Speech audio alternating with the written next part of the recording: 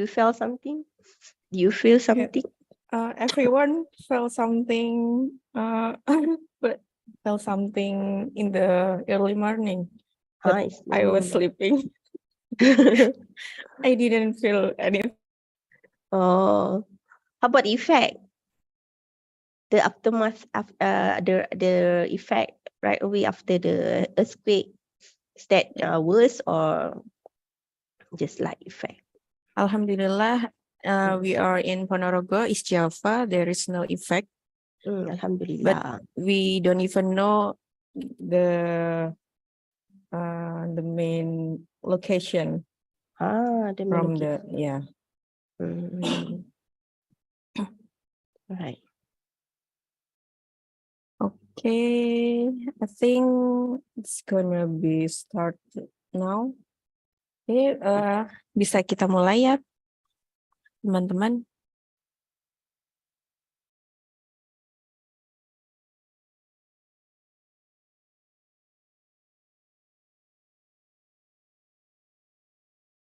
Bismillahirrahmanirrahim. Assalamualaikum warahmatullahi wabarakatuh. Thank you for joining us in this online guest lecture. This is the third day that we have done. Welcoming back for the participants who join again in this seminar, in this online guest lecture. Okay, today we would like talk about the role of OSH officer in handling toxicant in industry. Okay, firstly, I'd like to read resume from the CV of our speaker today.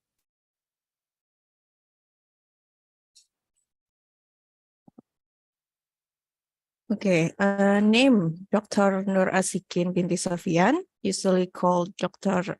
Sikin. She was graduated from Bachelor in Science Environmental Health in 2012 from University Kebangsaan Malaysia, and then on 2014,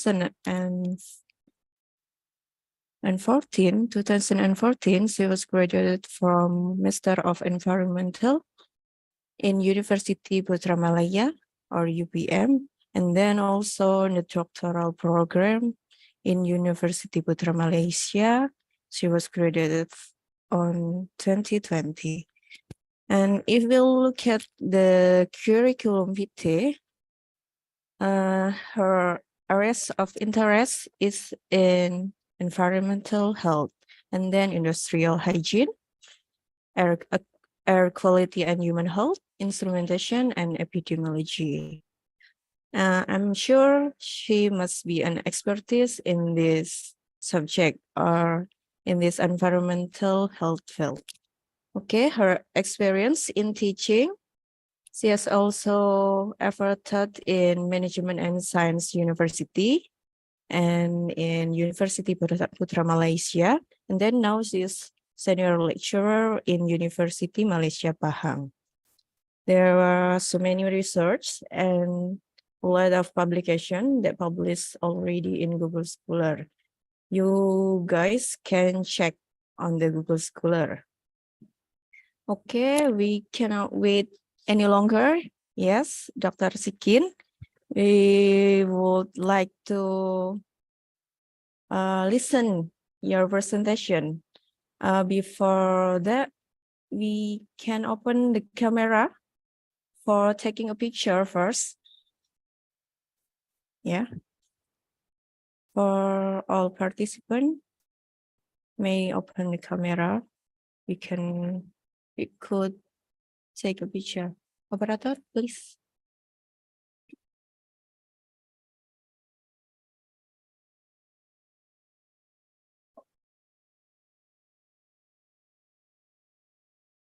Okay, 1, 2, 3. Next slide. Okay, 1, 2, 3. Okay, thank you. Okay, now we can start it, right, Dr. Sikin? You have for about 60 minutes to present your material. Okay, time share. Alright. Okay. Bismillahirrahmanirrahim. Assalamualaikum warahmatullahi wabarakatuh. Okay. Thank you so much, Miss Aish, for a nice introduction about myself. Okay. First of all, I would like to say thank you to organizer for inviting me to present a lecture entitled "The Role of OSH Officer in Handling Toxicant in Industrial Environment." Okay, as mentioned by Miss Aish just now, I'm Dr. Shikin. You can call me Dr. Shikin, just Dr. Shikin from Faculty of Industrial Sciences and Technology. Okay, all right. So if you look at on this title, or if you look at on my screen or this screen, your screen, okay, there are specific word on OSH officer. Okay, is a professional in safety and health industry. Okay, and then another word is handling toxicant. Toxicant, I'm sure all of you are already aware about the meaning of toxicant. Okay, something that can affect us, something that can harm us. Okay, all right. Okay, moving to the next slide. Okay, at the end of this lecture, you'll be able to understand the chemical hazard and its effect on human environment. Secondly, you'll be able to describe method to manage chemical toxicant at the workplace, and also you will gain knowledge on toxic waste management. Okay, so when I got this topic, I thought a lot about this topic. Okay, I'm not sure what to put in this slide because there are lots of responsibility. There are lots of roles of OSH officer. Okay, so we can count it, but I will take a snapshot. Okay, for each roles. Okay, so that we can learn together. You can gain something from this lecture. All right, so this is the outline of my presentation. I will begin my presentation with some introduction about the chemical itself, the toxicant. Okay, and then I will talk about chemical register, the hazard communication, exposure monitoring program, followed by medical surveillance, hazardous waste management, and last but not least, I will talk about chemical spillage response. So these are one of the responsibility of OSH or safety health officer. Okay, as introduction. Okay, if you already learn about industrial toxicology or introduction to toxicology, I'm sure you're familiar with this guy, this man. Okay, so this man is father of modern toxicology, Paracelsus, as he quote that all substances are poison. There is none which is not poison. The right dose differentiate a poison from a remedy. Okay, means that in our workplace, in our environment, everything, okay, all substance, anything in our surrounding is poison. Okay, poison or toxicant. Okay, means that only those will differentiate whether the things, whether we exposed to the substance is toxic or not. Okay, so there is I hope you don't confuse with toxicant and toxin. For toxin, it's more to biological. Okay, biological. Toxicant is from man-made. Okay, human, which is produced from human, ourself, or factory or man-made generation of toxicant. Okay, but for toxin, okay, normally it generate from from the natural environment. For example, mushroom. Okay, mushroom, it will produce a phytoxin. Okay, all right. All right. I would like to get some ideas from my viewers. Okay, from all the students or the lecturers in this Zoom meeting. Okay, why we concern on this topic? Okay, why we concern on this topic? Okay, perhaps you can scan this QR code and then we will look at on your response. Okay, don't worry, it's just a decade scale. Okay, where you have to give some of your ideas. Okay, in terms of the whether you agree or disagree with this concern. Okay, all right. So let's look at on the feedback. Okay, perhaps you can perhaps you can scan the QR code here. Okay, let me check the response. It's just a quick session.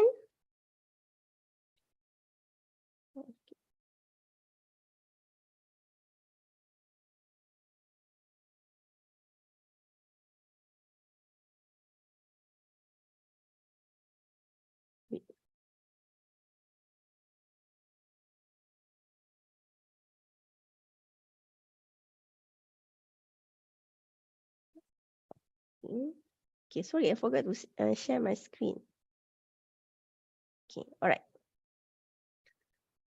Okay, I would like to share again this QR code. Okay, please scan this QR code. Okay, the question is asking you about why we concern on this topic. Okay, let's look at on the response. Okay, only one response here. Okay, mana lagi? Can you scan the QR code? I would like to know your response. Okay, this QR code.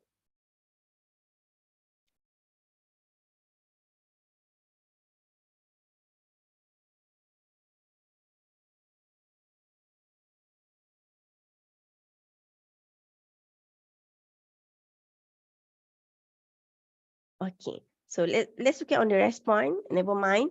Okay, why we concern on this topic? Okay, the topic is about the role of OSH officer in handling industrial toxicant. Okay, is it because we concern about the environment? Is it because we concern about the health of workers, or we concern about the economy, or is something related to legislation?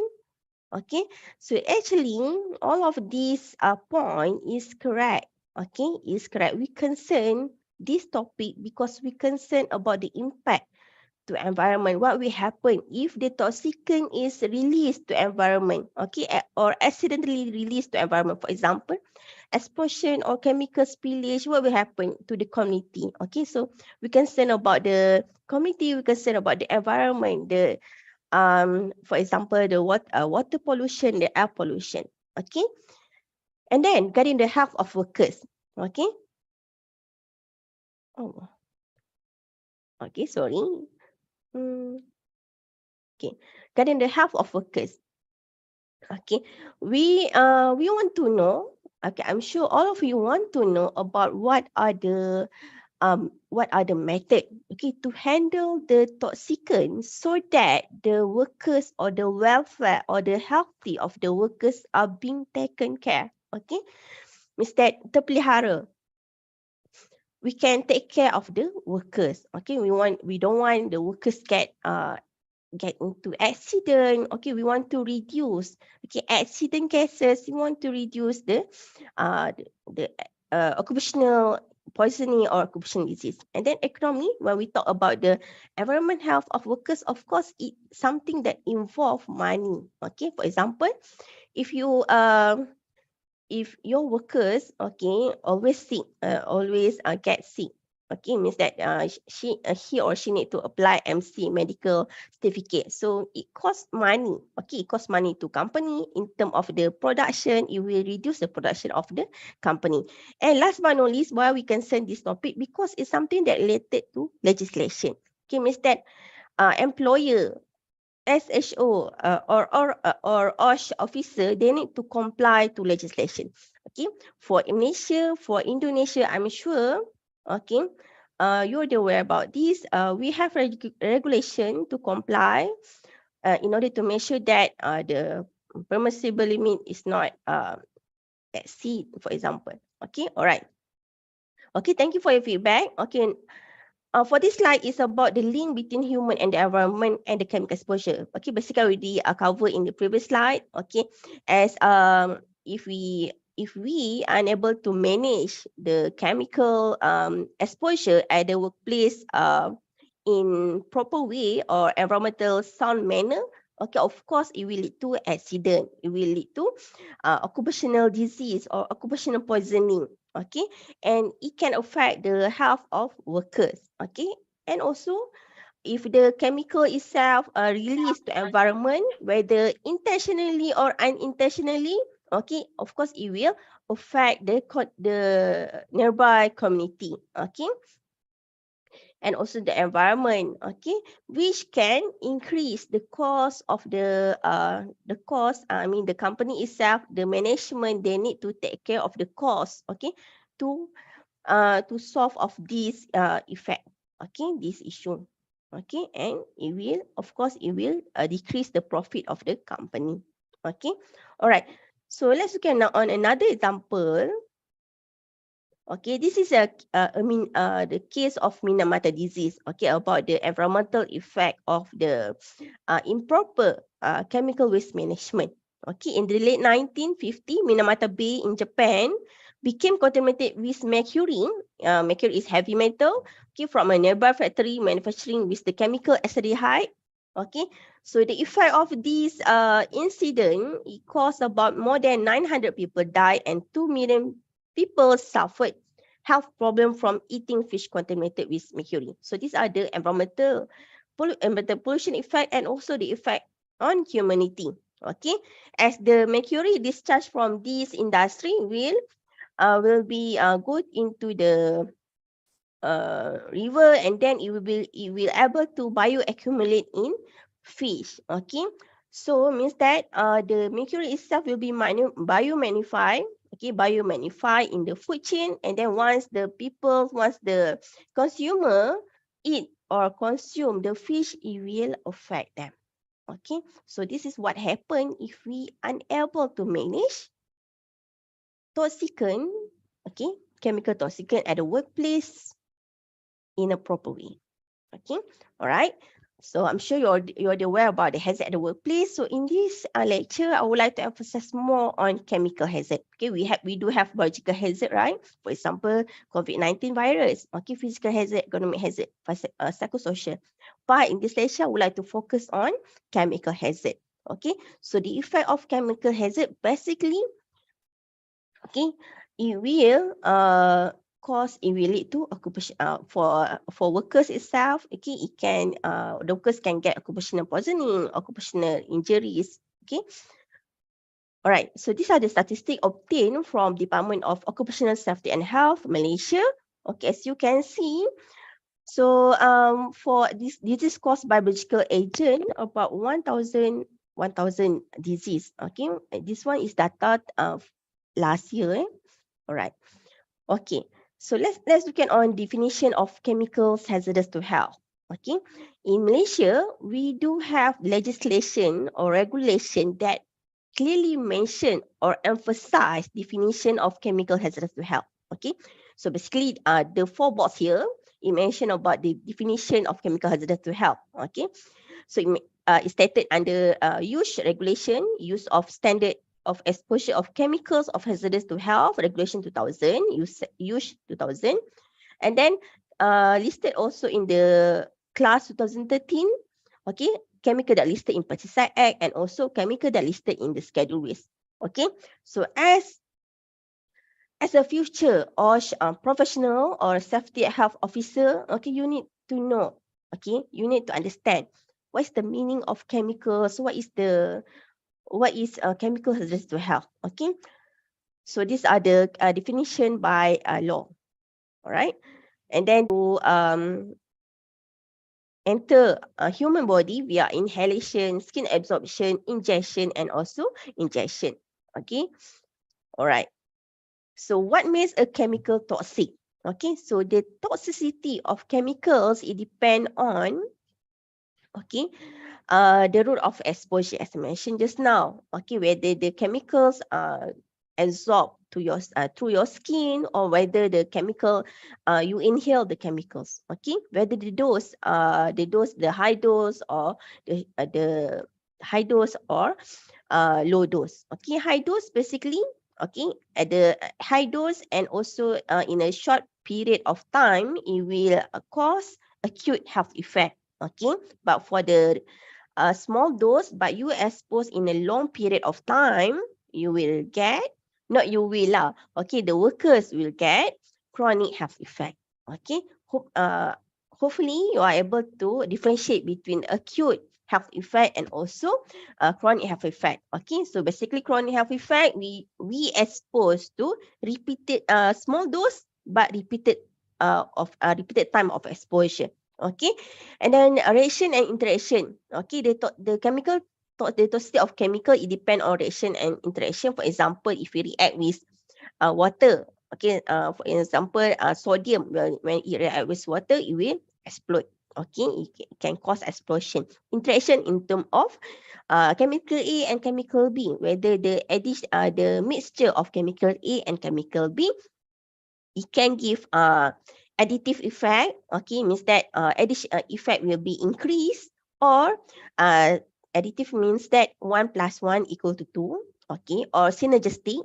Synergistic means that enhance, okay, the effect will be enhanced, or antagonist, for example, mixture A and B, okay, 1 + 1, it will decrease, okay, antagonist means that it will decrease lah, okay, and then it also depend on sensitivity, okay, sensitivity, for example, um, the susceptibility of the workers, okay, it depends whether the workers some of the workers they are what we call rentan, okay, rentan towards the chemicals, okay, right.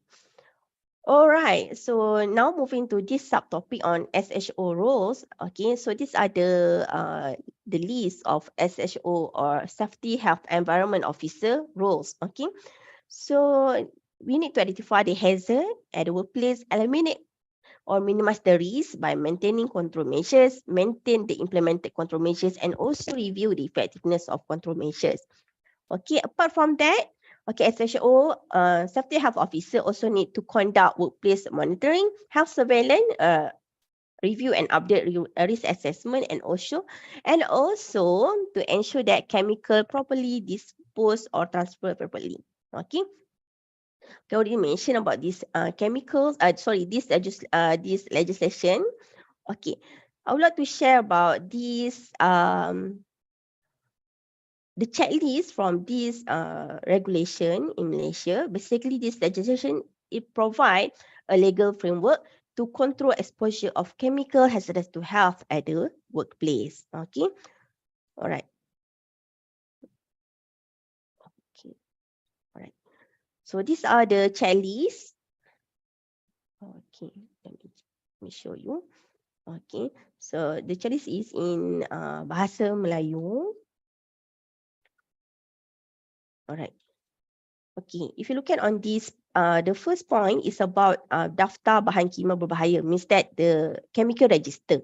Okay, so I will explain about the chemical register after this.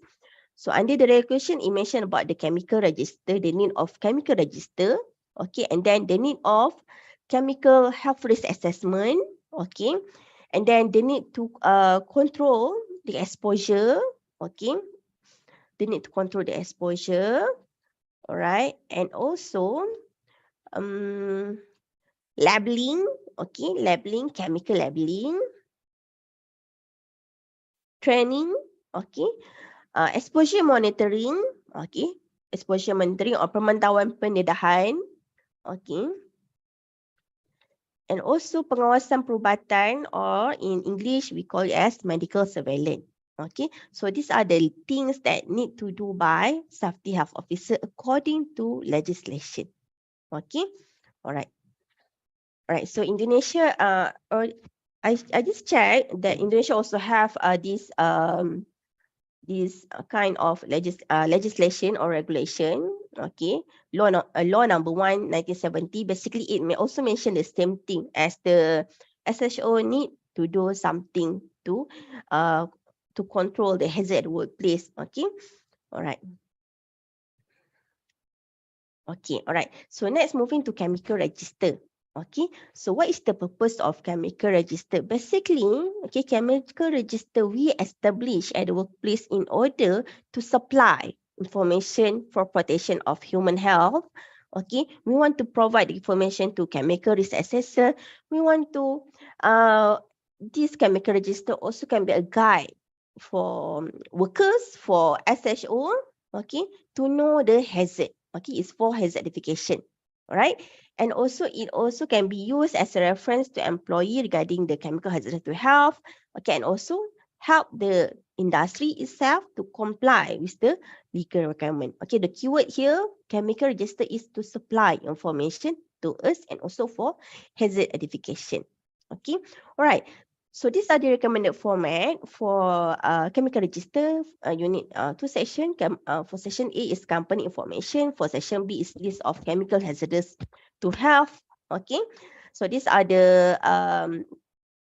example of format obtained from DOSH Malaysia, Department of Occupational Safety and Health Malaysia. Okay, so let's look at on this point, this red circle here. So it must have product name, name of chemical, physical form of chemical, whether it's in the form of liquid, solid or gases. Quantity, whether you have to mention whether the quantity in the kilogram or metric per month or year. Okay, and also you also need address of supplier, and then below this we have name of person who prepared the chemical register. Okay, so this is the example. Okay, so if you look at on this one, on the hazard, okay, let me do that pointer. Okay, on the hazard classification.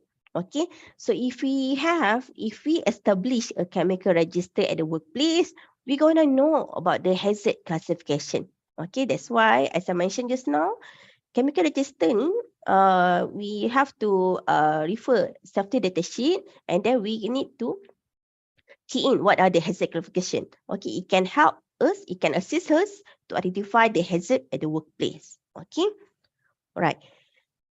Okay, so moving to this subtopic on the hazard communication, labeling and safety data sheet. Okay, so hazard communication programming is something that OSH officer need to carry out at the workplace. Okay, it's about communication of hazard information to the users of chemical. Okay, whether the users is the users are workers or consumer. Okay, by means of labeling, safety data sheet, and also training. Okay, so safety data sheet is about it comprised of 16 section. Okay, so if you look at on the safety data sheet, okay, you can clearly obtain the information on hazard. Okay, whether the chemical is explosive, okay, whether the chemical is flammable. Okay, so by looking on the hazard by looking on the section 2 of hazard identification, we can we aware about the hazard, and then we can manage the chemical according to information stated in the safety data sheet. Okay, so apart from that, okay,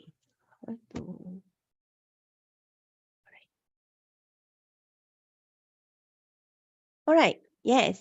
Okay. If you have any question, you can write down your question in this call in this chat box, or you can raise your hand. You can interrupt me in the middle of lecture. No problem. Okay. All right.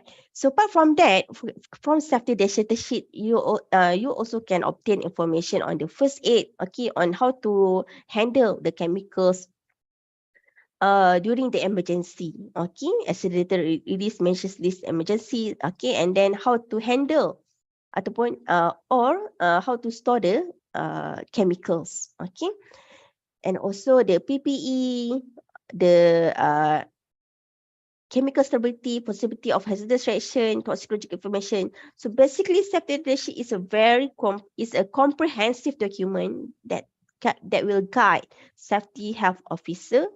Okay, when you want to deal with chemical, okay, chemical toxicant or chemical hazardous material.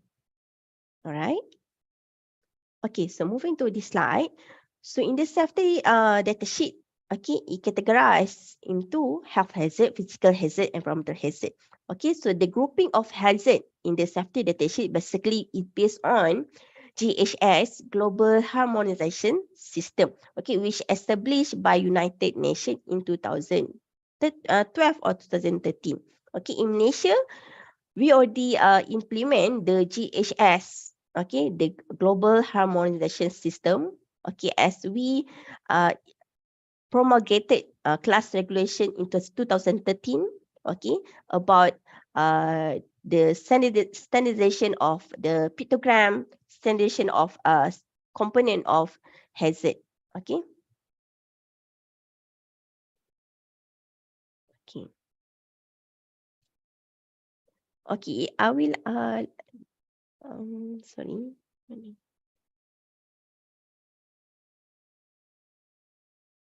Okay. For this question, I will answer after this here. Okay, all right. Okay. Okay. All right. So apart from that, okay, a safety health officer also need to ensure that all the chemicals at the company or at your lab have a proper labeling. Okay, if you read, you need to ensure that all the workers are able to read the information on label. Okay, that's why the label must be clear, not tainted, okay, not destroyed uh, or not destructed lah. Okay, so if you look at on the label, chemical labeling, it must have pictogram, signal words, hazard statement, precautionary statement. So basically these 4 points, it will tell us on how to prepare ourselves on and also how to handle the chemical. Okay, whether we need to store the chemicals in the well-ventilated place or in the special storage. Okay, so it tells us about um, how to handle with the chemical or how to handle with the toxicant. Okay, all right. Okay, so now moving to this part. Okay, please scan this QR code. Okay, this activity is about quizzes. Okay, which I would like to evaluate. I would like to know whether you familiar with pictogram or not. Okay, pictogram. Okay, please scan this QR code.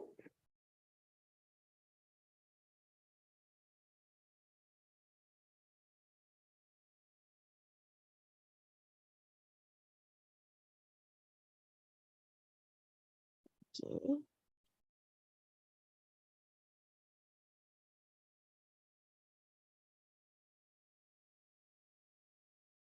Okay, I will share the link in the chat box.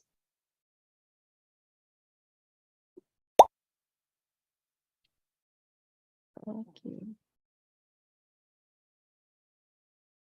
All right. Okay, please join these quizzes. Ladies and gentlemen, please join these quizzes. Okay. Okay, let's look. Dah apa? Okay. All right. Okay, you can write down your nickname or your secret name so that nobody know your name. Okay. All right. So let's while waiting for all of you join the quizzes, I would like to look at on the question. Okay, the question is about large-scale dumping of nuclear waste. The impact of a nuclear waste very dangerous for the ocean. What is the action of safety officer regarding this? Okay. It's a good question, Mr. Rafli. You're very aware about the um, latest news, okay, about the discharge of nuclear waste from Fukushima. Okay, wait. Okay, I would like to check whether you join. Okay, 12 people already joined this. Okay, we're gonna join this quizzes. Okay, 13.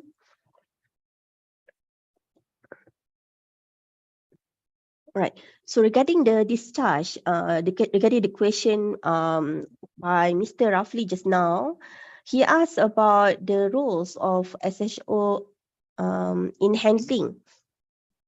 Sorry, not handling. Let me check again. Mana tah? Okay. 13.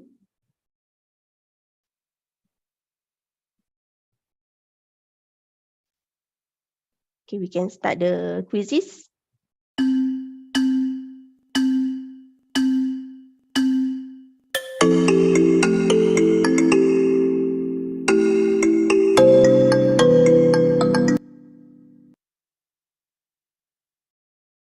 Okay, you may answer the quizzes first. Okay.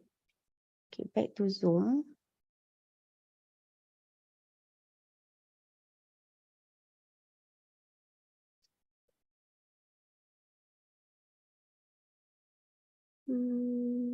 Action of safety officer regarding.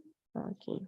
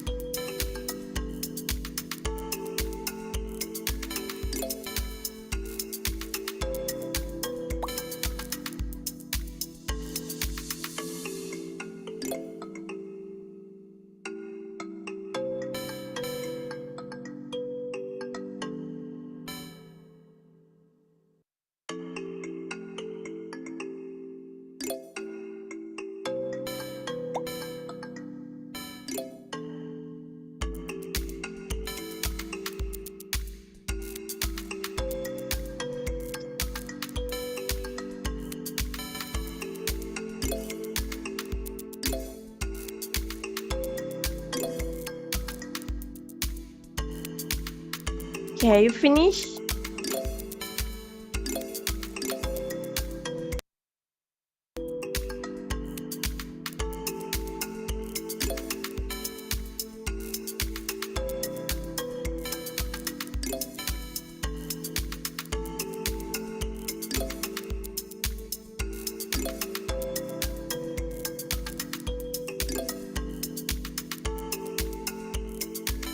Okay, if people not finish yet this question, these quizzes.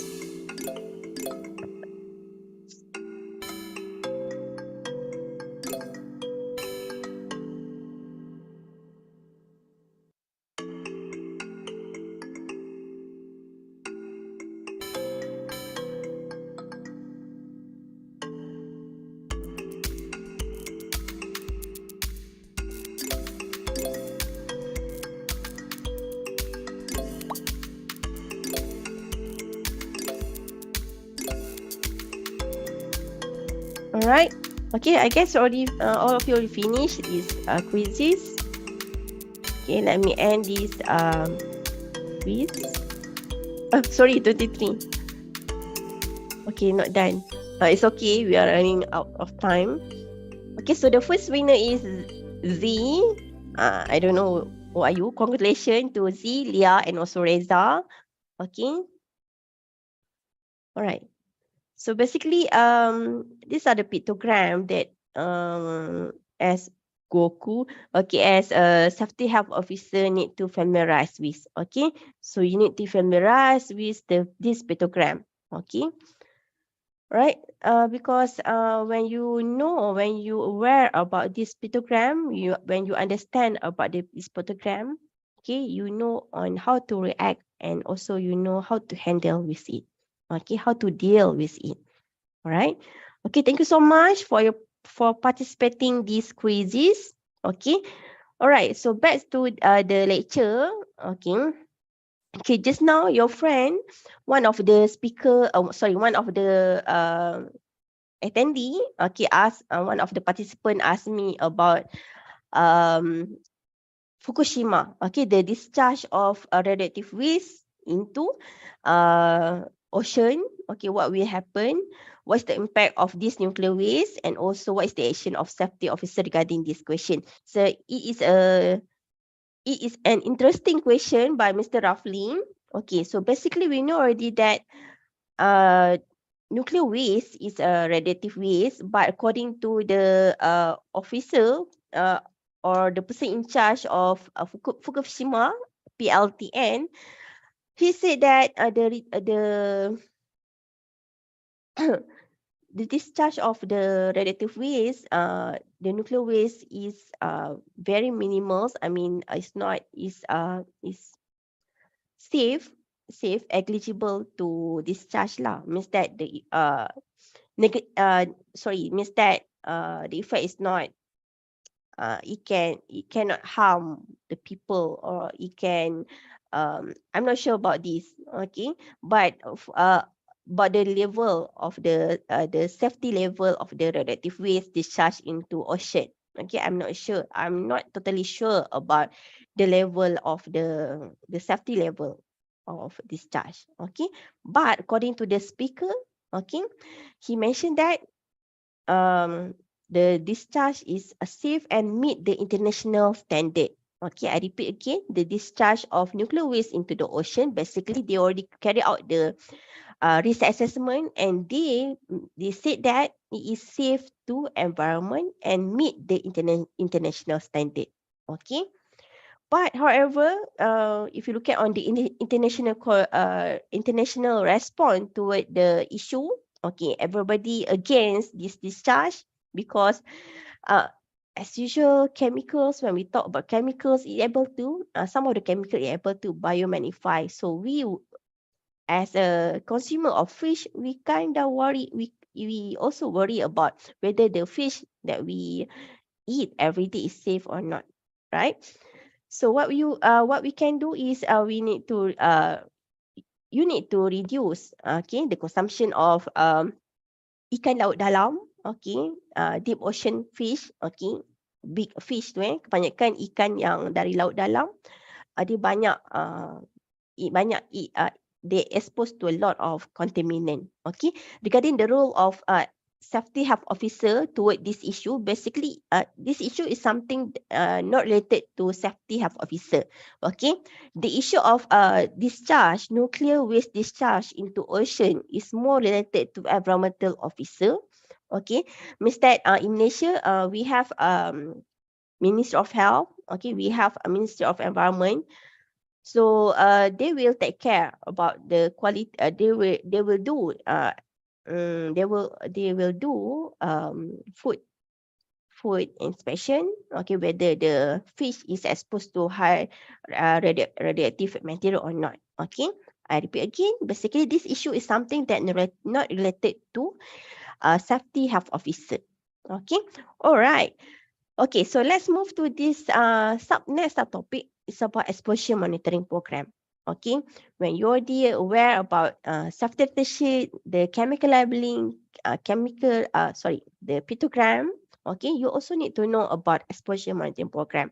Okay, so exposure monitoring program is conducted to evaluate the extent of workers' exposure to chemical hazardous to health and also adequacy of existing control measures at the workplace. Okay, so in the exposure monitoring program, okay, we can conduct air monitoring or biological monitoring. Okay, for air monitoring, basically you want to measure whether the workers is exposed, whether the airborne concentration of chemical hazardous to health is low or high, and also whether the whether it is below the permissible exposure limit or not. Okay.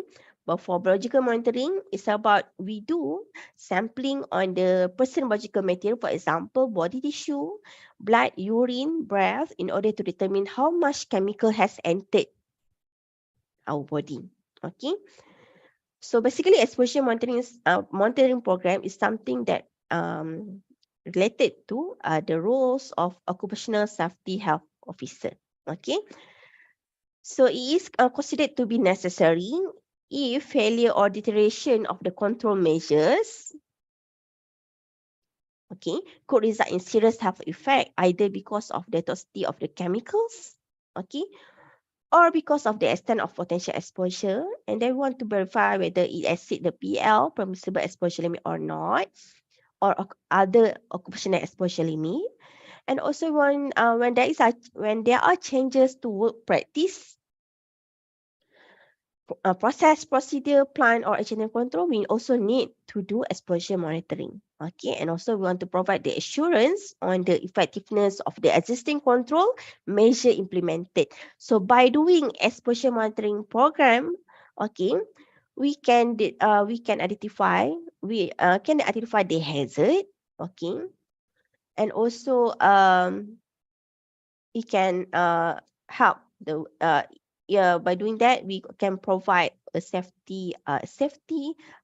and healthy work environment for the workers. And then for the exposure monitoring, for air monitoring, okay, normally we have to put on the breathing zone, or we also can do area monitoring. Okay, so breathing zone means that it will represent, okay, the inhalation rate, okay, how much you inhale the how much or how many of how much chemical you inhale. Okay, all right. And then moving to this subtopic on medical surveillance program. Okay, after you do the chemical monitoring, okay, you also need to ensure if the chemical exposure is exceed the limit, okay, by right, you need to conduct this medical surveillance. Okay, so medical surveillance normally it should be carried out by the assistance of occupational health doctor, okay, and safety health officer need to assess OHD in medical surveillance program. Okay, so in Malaysia, okay, we have huge regulation. So under regulation 27, it stated that the need, okay, the requirement of health surveillance.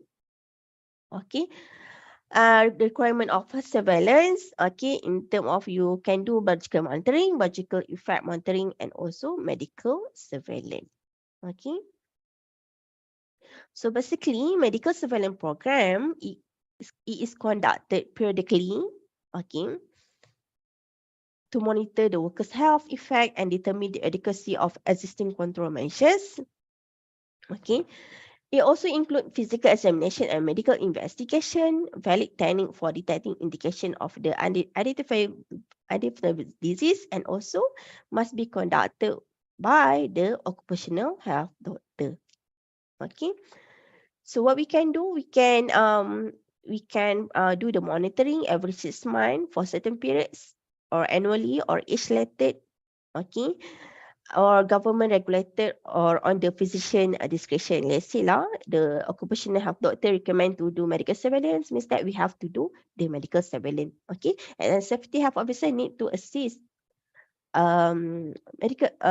need to assist OHD to carry out this surveillance. Okay, all right.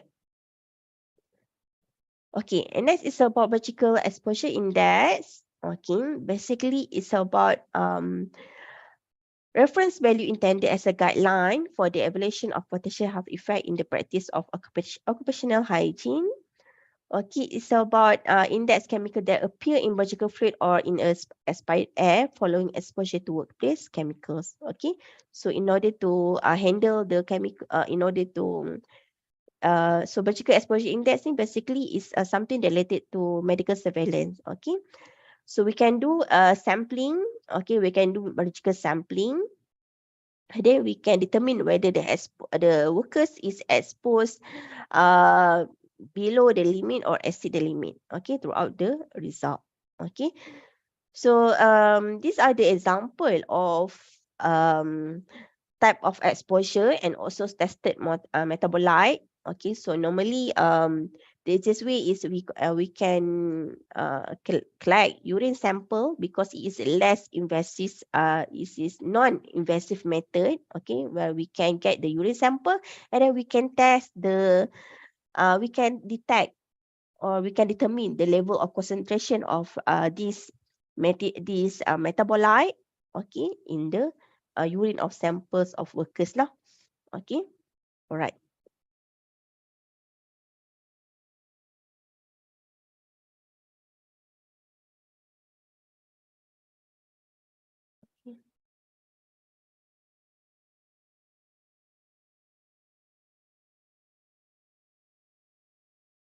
Alright. So excuse me, I need to drink water. Yes, please, Miss. Alright. Okay. So next is about hazardous material management. Okay. You also can hazardous material management, or in synonym, toxic waste management. Okay. So in this slide, I will explain to you about how to manage toxic waste in a simple way. Okay, right. So basically, hazardous material management plan, it describes ways to reduce, minimize, or eliminate the quantity, toxicity of hazardous material that are used, stored, or disposed. Okay. So basically, the way you handle chemical, chemical is similar to the way you handle toxic waste. Okay, but for toxic waste, you need to consider on the disposal. Okay, disposal. All right. So if you look at on this circle, okay, so this circle is about potential toxic waste generated in the cycle of toxic waste production. Okay, so basically toxic waste management should be carried out along this circle. Okay, okay, at the stage of the raw material, the main source. Okay, when you transport the chemicals, or when you transport the waste. Okay, at the manufacturer level. Okay, supplier, distributor, consumer, treatment plant, disposer. Okay, so along this chain, okay, we should carry out an effective toxic waste management. All right. So these are the steps in managing toxic waste. Okay. All right. First of all, we need to collect and compile data. Okay, from safety data sheet. Okay, we need to know what are the chemical, what are the prior product from from our work process, okay, from our company, from our lab, from our factory. Okay, we need to identify the product, the co-product, the byproduct, and also the amount. Okay, and then you have to take action according to legislation. Okay, in Malaysia, we have Environmental Quality Schedule Waste Regulation 2005. So basically, the Safety Health Officer or Safety Health and Environment Officer, okay, they need to comply to this regulation, okay, in terms of how to prepare the inventory of toxic waste. Okay, in Malaysia we call it as schedule waste. Toxic waste we call it as schedule waste. Okay, how to prepare the inventory, and then how to do the storage, how to do the disposal, how to do the treatment. So we have a comprehensive legislation about the management of toxic waste. Okay, apart from that, okay, safety health officer also need to ensure that um toxic waste are able to be reduced or reused if possible, or recycle, okay, recover, uh, or in situ treatment, okay, kalau ada, and also final disposal. Okay, all right. Regarding toxic waste management, okay, we always need to check on the chemical compatibility in term of the storage, in term of the when we store the toxic waste in the container. Okay, we need to check whether the chemical A is compatible. Okay, can we mix the chemical into one tank, for example, okay, or in one container. Okay. Um, okay, we need to understand about the chemical compatibility. Okay, maybe you can print this and then put at your lab, okay, if possible. All right. So the thumbs up means that the chemicals is able to be kept or to be kept together in one container. Okay, means that the red circle means that you cannot mix acid and flammable chemical together. Okay, because sometimes if the chemical if not incompatible to each other, it's not compatible to each other, it will cause negative effect, for example explosion. Okay, right. And then regarding the waste container, toxic waste container, okay, we need to label it properly. Okay, in Malaysia, as I mentioned just now, okay, under Environmental Quality Schedule Waste Regulation 2005, okay, we do have a specific labeling, okay, we do have a specific guideline, okay, on how to put labeling, okay, on waste container. Okay.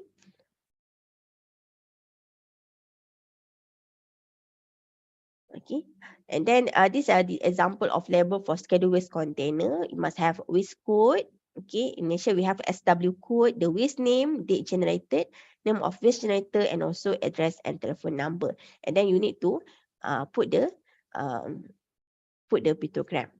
Okay, all right. So next is about chemical spill response. Okay, so what are the responsibility of the safety health officer? Safety health officer need to provide a chemical spill kit to each laboratory or work area that use hazardous chemical. Okay, and also they need to provide assistance and additional cleanup material to personnel to safety clean up minor spills in their work area, and also to respond, assess and support clean up major chemical spills. Okay, so it depends whether uh, the spillage is major or minor. Okay, and then whole reoccurring drills to ensure proficiency for minor and major spill response. So normally, if there is a chemical spillage and if we are unable to control it, it is better for us to call expert one. Okay. Okay, so these are the tips on chemical handling step. Okay, if there is spillage, okay, don't panic. Okay, don't panic. Always send for help first. Okay, if you don't have any idea on how to solve the problem, Okay, you need to get help. Okay, so if the spill present an immediate danger, leave the spill site and warn others. Okay, you have to warn, you have to give warning to other workers. Okay, remove contaminated clothing. Okay, flush skin, or you can wash your eyes. Okay, if there is splash on your body. Okay, so flush skin or eyes with water at least 15 minutes. Okay, so by doing this, we can remove the chemical that splash onto our body. Okay, and then if there is an injured person, we have to remove them to fresh air. Okay, if safe to. Okay, apart from that, okay, you must also ensure that you cannot touch the spill without protective clothing. Okay, we need proper PPE, yeah. Okay, and then try to control the spread or volume of the spill. Okay, by using a pillow, okay, mats, okay, or boom saws or granular absorbent. And then we also can increase ventilation. Like for example, we open the door, we open the window to increase the ventilation. Okay, and then use absorbent to collect substance and dispose absorbent as hazardous waste. Okay, so if this absorbent contact to the toxic waste or hazardous waste, okay, it must be considered as toxic waste as well. Okay, so remember to wear proper PPE when you handle with chemical spillage. Okay, all right. So this is example of chemical spill and also cleanup procedure. Okay, so by right, if you want to know about the procedure to clean up the chemicals, to clean up this chemical, you also can refer safety data sheet. Okay, so in safety data sheet there is a section that mention about what you have to do if there is chemical spillage. Okay, all right. For example, for acid or organic chemicals, okay, we can use sodium bicarbonate and then absorb with spill pillow or vermiculite. Okay. Same goes to aromatic amine. Okay, we can use spill pillow or vermiculite, and also we need to avoid skin contact or inhalation. Okay, so you can refer to this. All right. Okay. Okay, I think we already comes to the end of this lecture. Okay, I would like to read a hadith from Imam Bukhari. Okay, removing any harm from the road is charity that will be rewarded by Allah. Okay, by Allah. Okay, so imagine, okay, the role of safety health officer is something that you remove harm from others. Okay, so imagine kalaulah kita buang benda yang menghalang jalan tu dikira pahala, apatah lagi kalau kita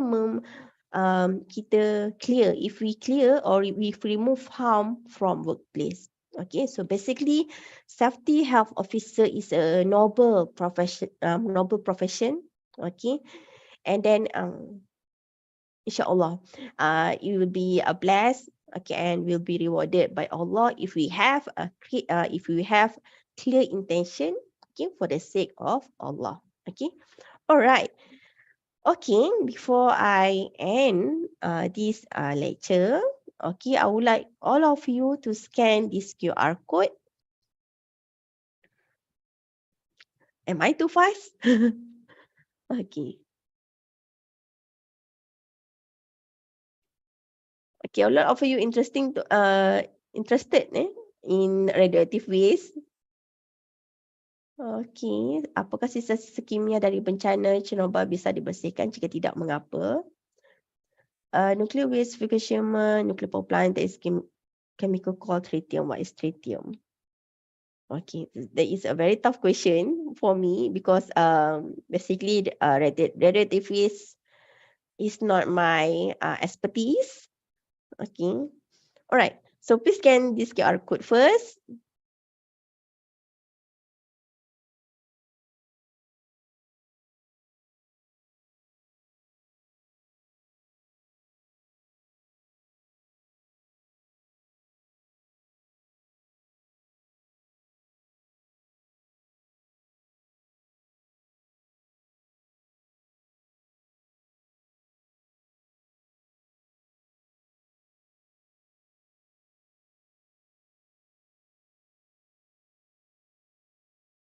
If you scan this QR code,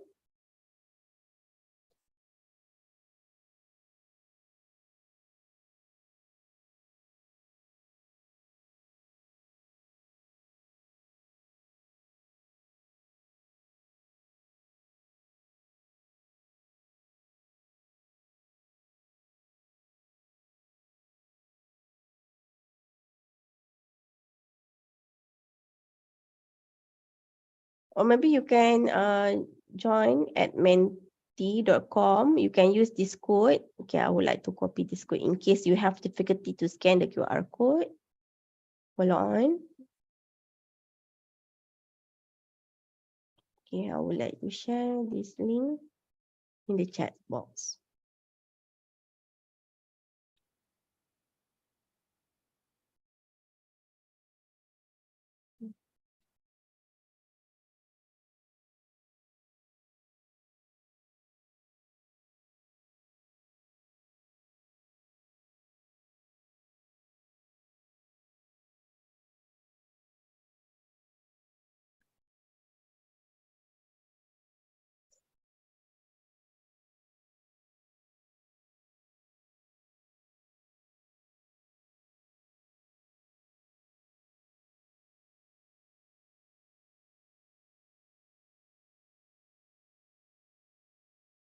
Okay, I already shared the link in the chat box. Okay, I love your response. Safety officer is a noble job. Great job. We could save Omar. Okay, Rumah insyaAllah. saya. InsyaAllah.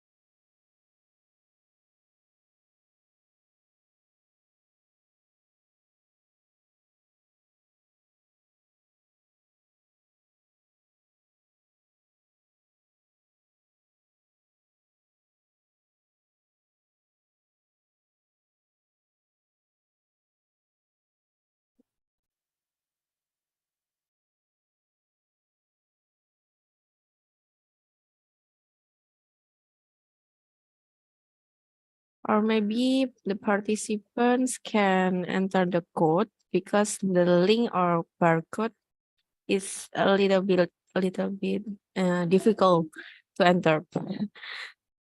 I think I just share the link. Can you join via the link given?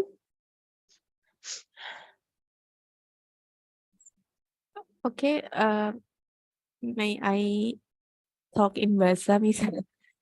Bisa, Ya, bisa. Bisa.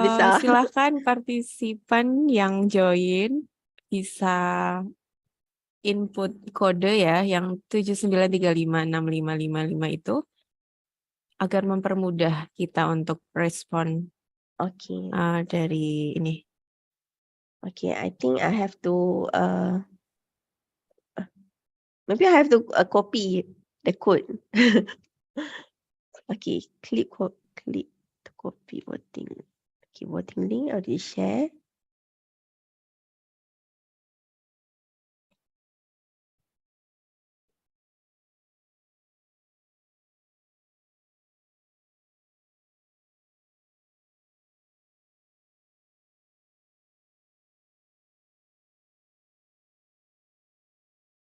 Okay.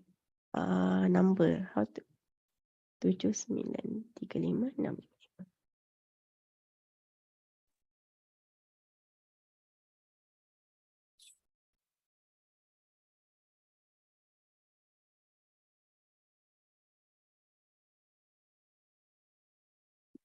I think my aircon is not working. Excuse me.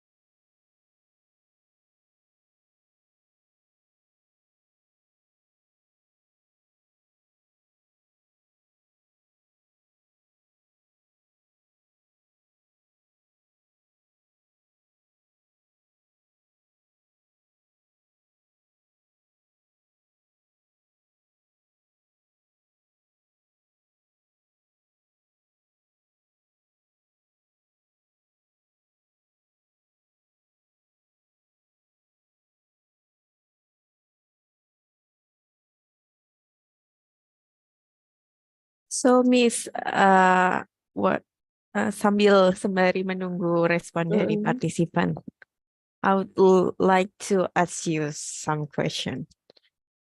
Yes. What the challenges to occupational safety and health officer in Malaysia often face? Tantangannya. Okay. All right. Okay, thank you for the question, Miss Aish. Okay, so basically, in terms of the um, to do what we call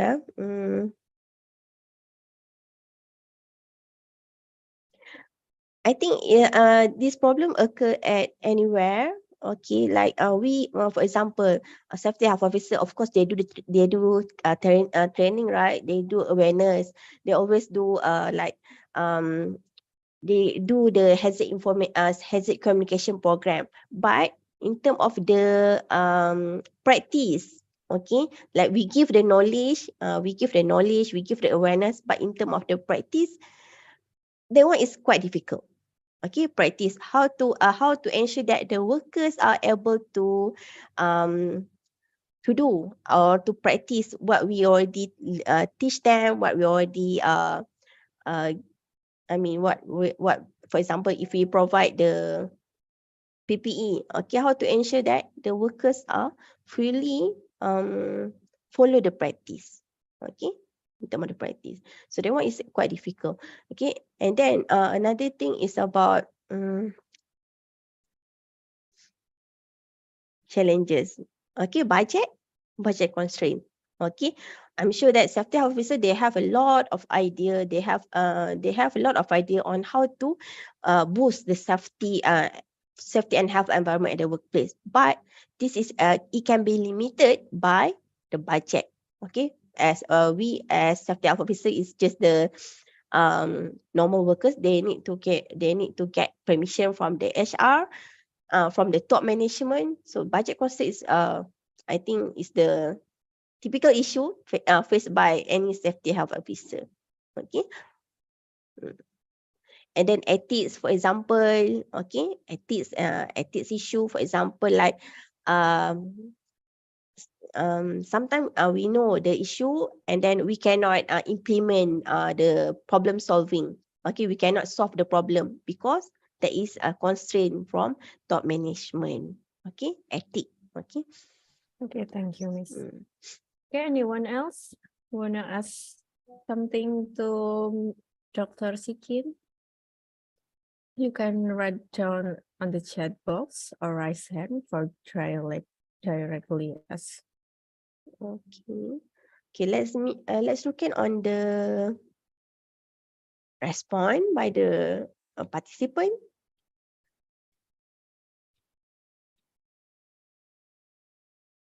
Sorry. Okay. All right. Okay. So the first response is about safety officer is noble job, great job, inclusive Ummah, insyaAllah. Toxicology industry. I got some knowledge about safety sign related to chemical hazards such as corrosive, explosive, dangers for the environment. Okay, and then another person mentioned about differentiate the symbols such as flammable, toxic, and etc. How to handle toxicant by right step.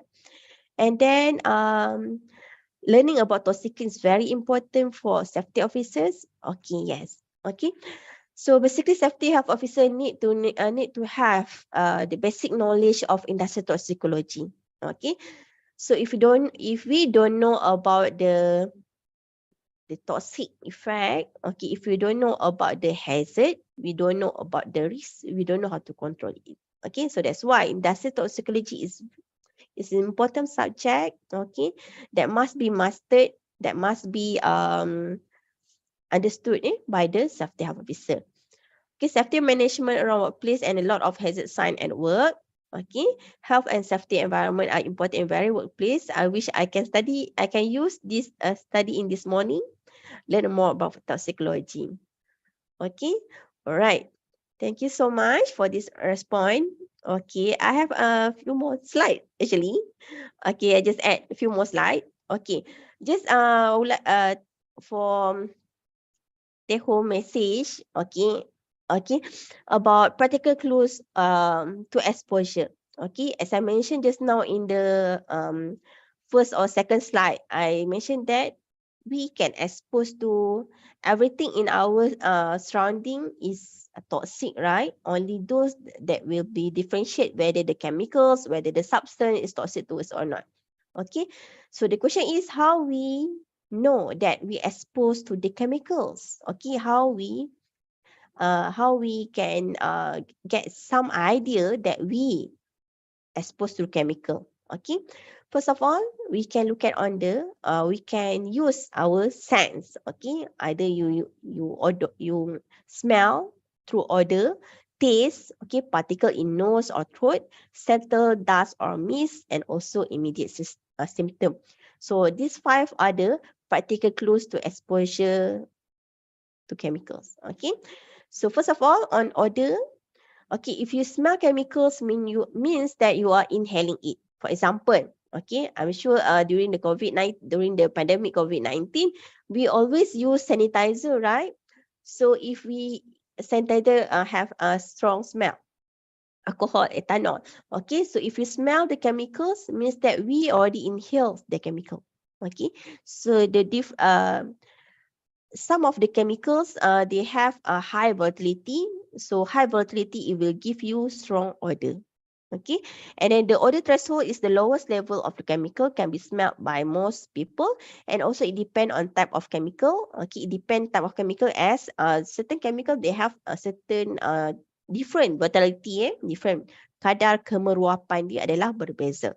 Okay, and then example of chemical that you can smell by your nose is, for example, ethanol, okay, acetone, okay, all right, petrol. Okay, then taste. If you inhale or ingest a chemical, it may leave a taste in your mouth. Okay, for example, you accidentally drink or accidentally touch the chemicals to your mouth. Okay, and then you can taste something. Okay, some chemical may have particular taste, and then you can look at on the safety data sheet, okay, to get information on this. Okay, and then particle in nose or throat, some of the particle in the form of particle, okay, habuk, dust. Okay, if you cough up sputum or phlegm with particle in it or blow your nose, okay, and see particles on your handkerchief, then you have inhale some chemical in the particle form. Okay, you can rub your nose and then you can notice, okay, uh, either black or either apa, hitam-hitam, okay, especially the coarse particle lah. So we can notice that we exposed to coarse particle if you notice something on your nose, okay, nose. However, for the fine particle or other fine particle, okay, that one is too small. You cannot see by our naked eye. That one, sometimes we don't realize lah. For fine particle, ultra fine particle, we don't realize we exposed to the we exposed to the small particle or not. Okay, so it can be inhaled into lung directly. And then apart from that, okay, you also can get a clue that that there is chemical exposure at the workplace. If there is a settled dust or mist on the work surface. Sorry. If chemical dust or mist is in the air, it will eventually settle on work surface on work surface or on your skin, hair, and clothing. It is possible that you can inhale some of the chemical while it in the air.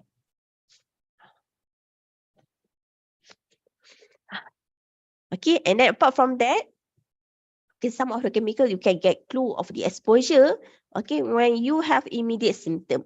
Okay, if you had symptom known to be caused by the chemical during or shortly after use, means that you may have been overexposed. Okay, for example, if you enter a finisher shop, okay, kedai perabot, okay, you will get you will feel sore throat, okay, or teary eye because of the formaldehyde.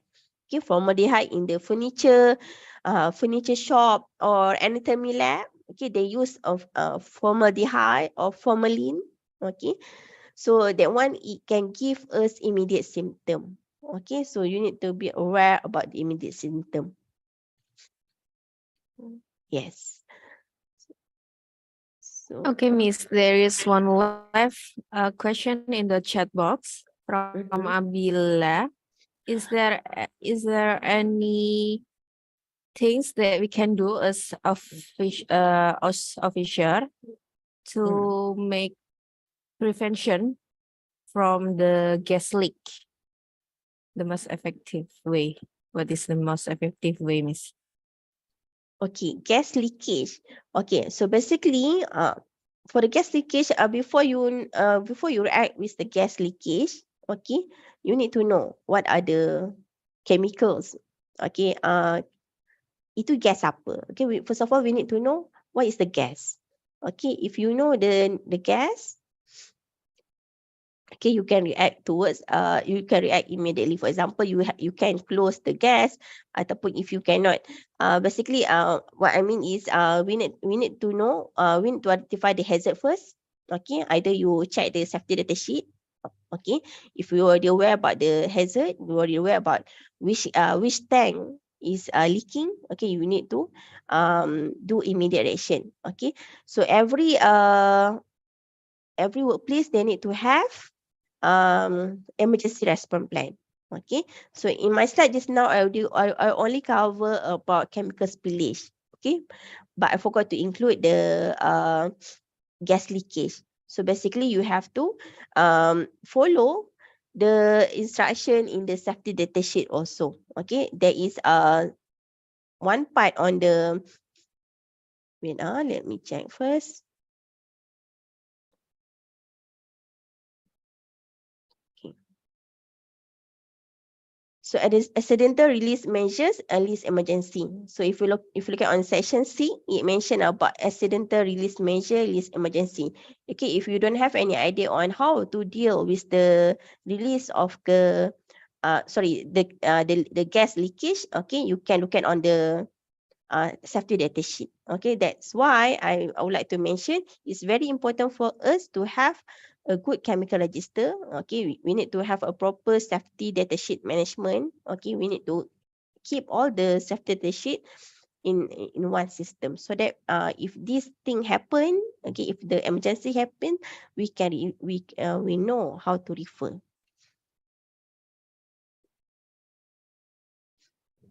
Okay, thank you, Miss, for the answer. And then the next question. As we know that Jakarta is the most pollutant city, Miss. So, what can you suggest us or suggest our government in Indonesia, Miss? Which one Which question? From K3 Unida. Okay, okay. Sorry. Yeah. Okay. I lost focus. Oh,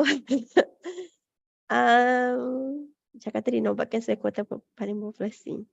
Solution,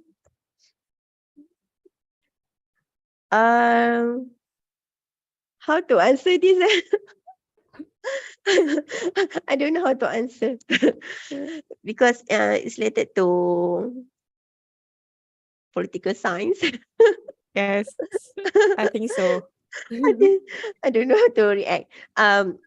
But I think um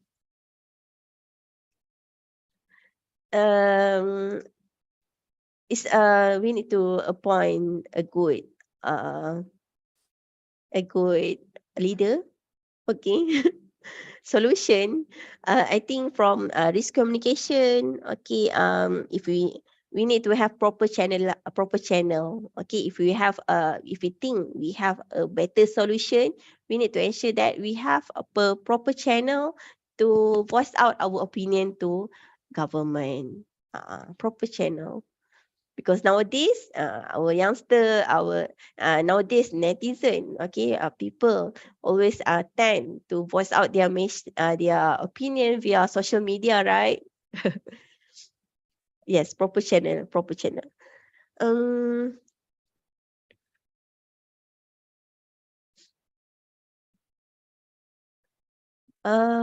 This question, what's the name? The last question is related to Fukushima again.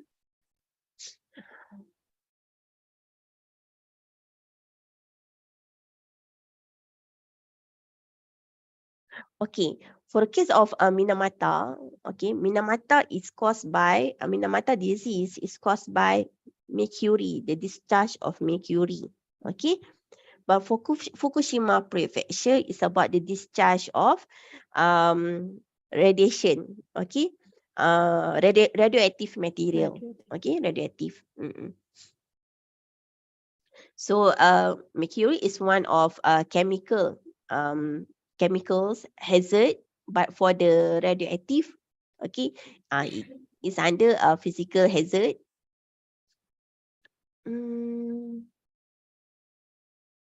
Tapi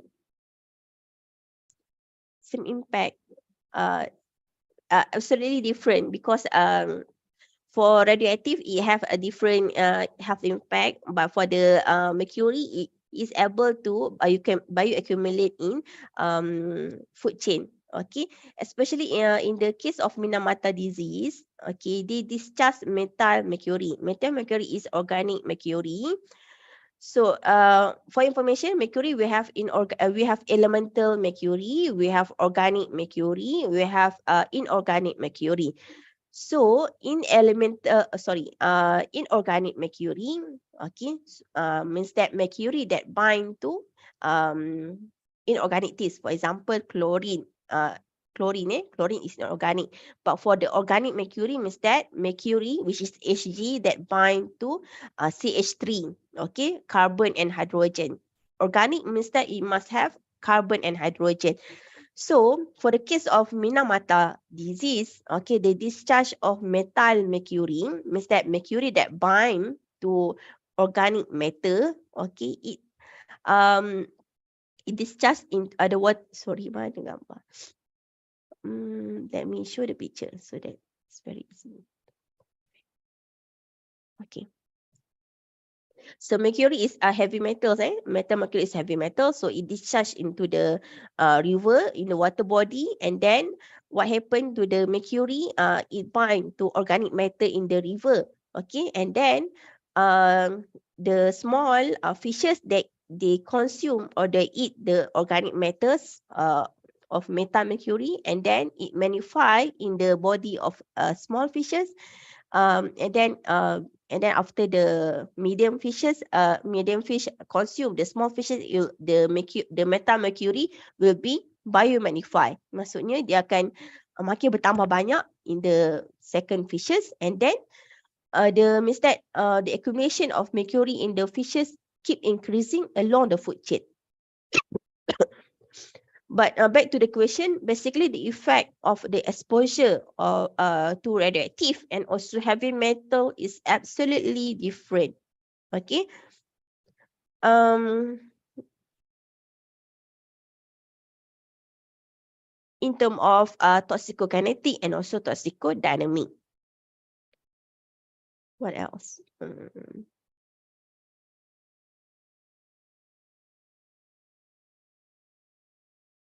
Okay, the issue of disposal, reactive cooling waste at Fukushima can have the same impact as what Minamata I said just now. It's different. Okay, but according to the speaker of the Fukushima of the plant, they said that okay, the discharge of reactor cooling water meet the acceptable limit of the international standard. Okay.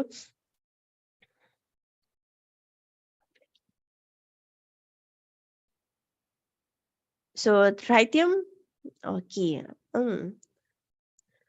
Tritium. I'm so sorry. Okay, I don't have the answer for tritium.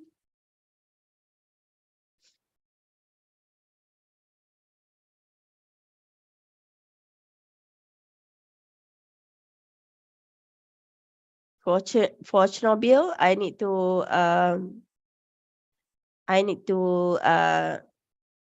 do some research first, and then if I have the answer, I will get back to you. Okay. All right. So I think I already covered all the question. Okay.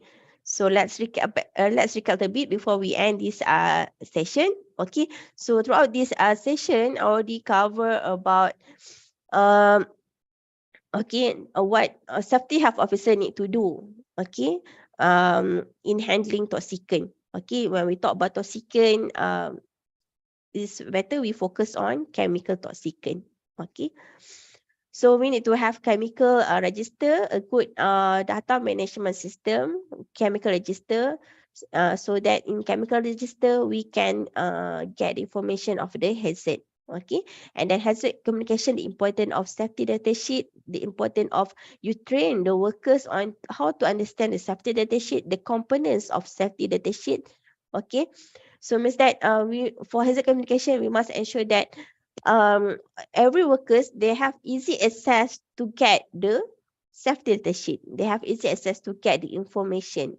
Okay, if they know about the hazard, they know how to react. Okay, so in training is the important one, and then exposure monitoring program already cover about the importance to carry out biological monitoring and also air quality monitoring, air monitoring. So basically for the workplace, we can conduct personal monitoring. Okay, which we do the sampling at the breathing zone. We place the sampling media at the breathing zone of the workers, and then we monitor whether the concentration of the media or the concentration of chemical is above permissible exposure limit or not. If let's say if the chemical if the concentration of the sample is exceed the permissible exposure limit, we need to revise um current control measures. Okay, we need to revise the current control measure, and then we need to do uh prompt action. Okay, on how to control the exposure. Okay, so basically from the exposure monitoring program, we can do something on how to control the exposure to toxicant. Okay, and then for biological exposure monitoring, as I mentioned just now, it is about we get the human sample, urine sample, or blood sample, and then we monitor the specific metabolite. For example, for policemen they can as traffic policemen they can expose to benzene from vehicle exhaust. Okay, so we can get either blood sample or urine sample, and then we monitor the metabolite of benzene, which is TTMA. Okay, TTMA or SPMA, and then we monitor whether whether the traffic policeman is exposed if exposed to high concentration of benzene or not. Okay, so basically biological exposure monitoring is about how much or how many workers already inhale or absorb the chemicals. Okay, and then apart from that, okay, to support exposure monitoring program, it is crucial for workplace to have medical surveillance where it must be carried out by occupational health doctor with the assistance of safety health officer. Okay, so in the medical surveillance, okay, basically we conduct periodically, okay, either 6 months, uh, every 6 months. It depends, it depends on the policy for company and also government policy. And then we compare the existing condition with the previous one. For example, before you join the company, you already have the medical checkup. So by doing the medical surveillance at the workplace, we can compare the data for the data that we obtain during medical surveillance program with the first data on the medical checkup. Okay, so medical surveillance either we can distribute questionnaire. Okay, we can ask about the symptom of the workers, the perceived symptom, for example, symptom respiratory symptom, okay, or skin respiratory symptom, skin symptom, okay, like itchiness, okay, And then we also can use like lung function test as part of a medical surveillance, a tool in the medical surveillance, lung function test, because we want to check on the um whether the workers have restrictive disease, restrictive airway disease, or obstructive airway disease. Okay, and then we also can use X-ray. Okay, or we can use like we can also do audiometric testing, but that one is not for chemical hazard lah. Okay, and then and also I also mentioned about toxic waste management, that we need to implement toxic waste management along the way of the chain, okay, from the raw material until the disposal. So basically, in Malaysia we do have environmental quality schedule waste regulation 2005. It provides us a comprehensive guideline on how to manage toxic waste we need to have a chemical waste inventory, toxic waste inventory, and then we need to how to store the chemicals. Okay, uh, storage of chemical, on-site storage must not exceed 180 days. Okay, and then last but not least, I also emphasize on chemical spillage response, what you have to do, okay, during the chemical spillage response. Okay, I think I already recap all this topic, all this subtopic. Okay, if you have any question, you can email me. If you think that I unable to answer your question just now, you can email me. Okay, we can I can be you can approach me through email, or you can WhatsApp me at this number lah. Okay, I think that's all for today. Okay, thank you very much, Miss Sekin. Thank you so much for inviting Maybe- me. I'm so sorry if Yes, if you there are is welcome. if there is a lacking, or there is a lagging when I convey this knowledge. I'm so sorry. So setiap kekurangan tu adalah daripada pihak saya. Saya minta maaf. Okay, insyaAllah jika ada rezeki lagi, kita akan bertemu lagi pada masa akan datang. Yeah, inshallah. Okay, thank you very InsyaAllah. much for the great presentation, Miss. Maybe Dr. Siska Mayanguspa wanna say something? All right.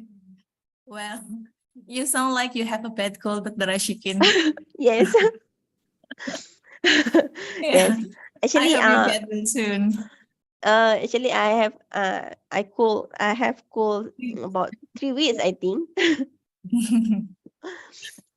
I hope you get well So, soon, Syafagila, Dr. Rashikin. I mean, what Okay. Jazakillah. Okay, this time Sorry. I want to thank you very much, Dr. Rashikin, for your willingness to give online lectures today. Today's lecture is very interesting for me, and I can conclude that the challenge of OSH worker between Malaysia and Indonesia are more and less similar, especially in handling toxic things in industry. And as Dr. Hanida said yesterday, we only have a few OSH personnel to handle these various risks of work accidents and environmental damage, and so disasters, especially because of technological and industrial developments. So I really hope that our collaboration between Universitas Darussalam Gontor and UMPSA can continue in the future, not only in terms of teaching, but also research and possibly community development activities, because we also have a responsibility to educate the society, right? Yes. Dr. Ashikin. Yes, absolutely. Absolutely. Where's my tissue? I need to get tissue. Sorry.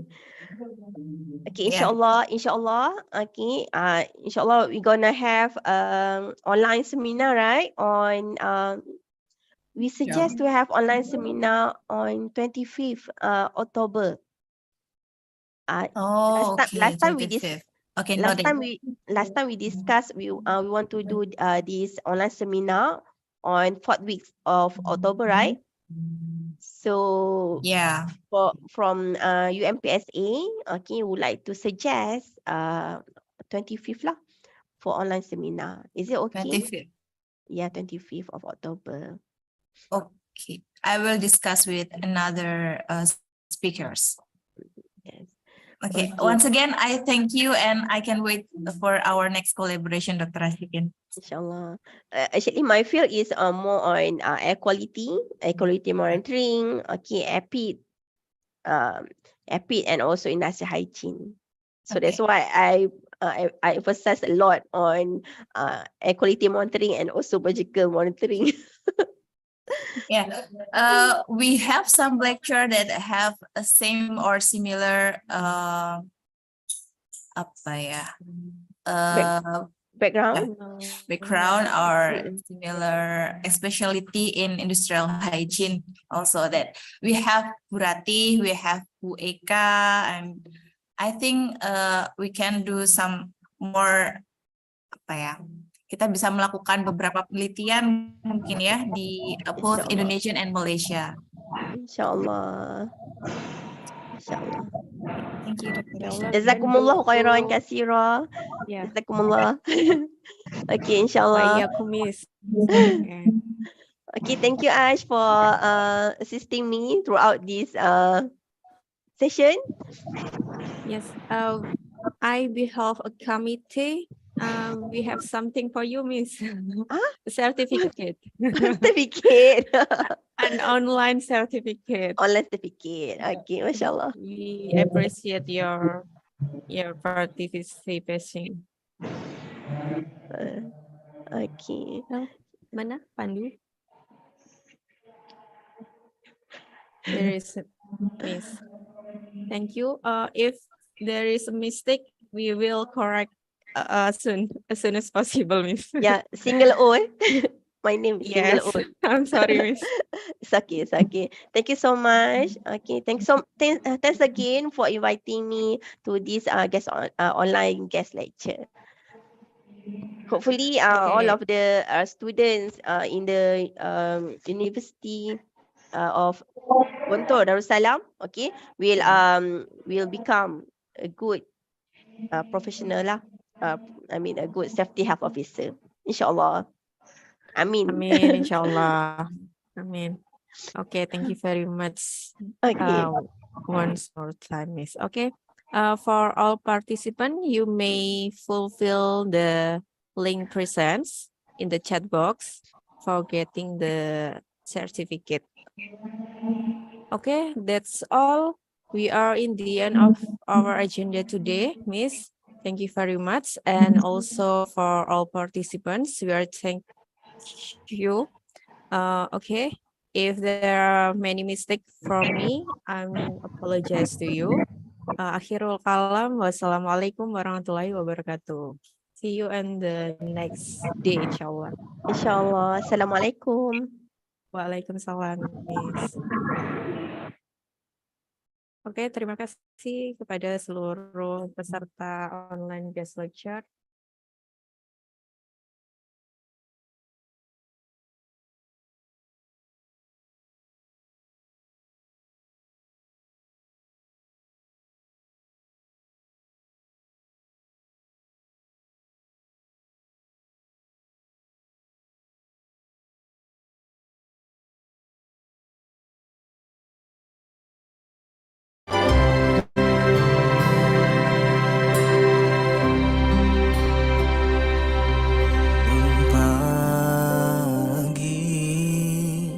Seakan menghangat di hari ini, mengupas memori indah di hati tentang kenangan yang terukir abadi.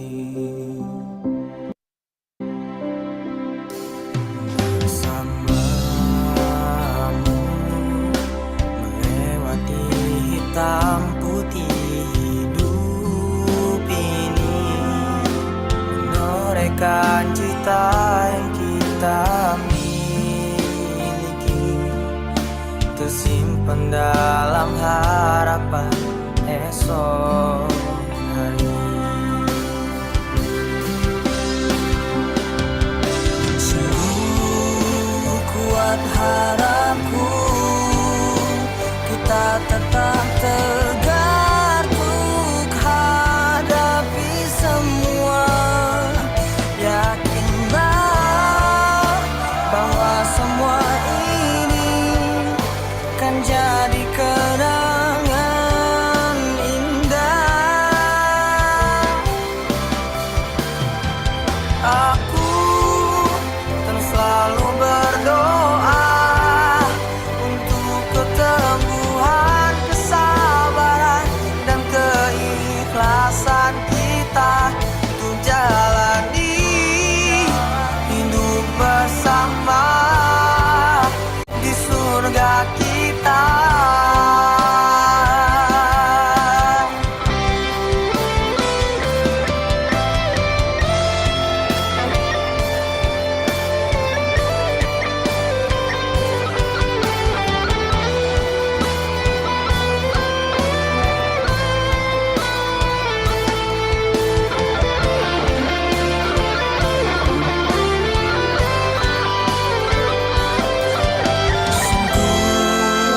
Kuat harapku,